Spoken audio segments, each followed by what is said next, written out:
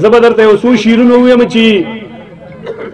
لکه غوایي غونته د هر یو شي نه چک مه کوه لکه غوایي غونته د هر یو شي نه چک مه کوه او پښتون زلمیه درته ویم کارونه سپک مه کوه دا تور کمیس او سپین پرتوګ د پنجابیانو کار دی دغه پیشن ګورې را دی خوا دا اټک مه کوه دا تور کمیس او سپین پرتوګ د پنجابیانو کار دی دغه پیشن ګورې را دی خوا دا اټک مه کوه او میپل ته ګوره نو هله پکې خبرې کوه د مس اجړا غونته په هر ځای کې چورلک مه کوه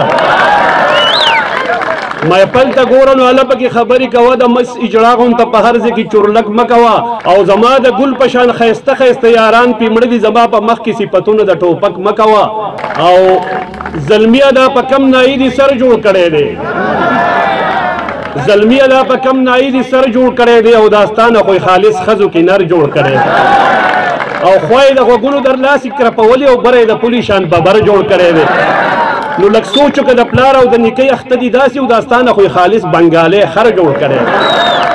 او یو سړی د خپل بچي نه دغه تپوس نه کوي چې دا څه دی د بروزې ټوپ په سر جوړ کړی دی نو رښتیا د اقبال جانه تش په نوم مسلمانان یو نور ځانم د یهودو برابر جوړ کړی دی او څو شعرونه نور ویمه چې پرتوګ په چنار د به یو څو شعرونه ویم چې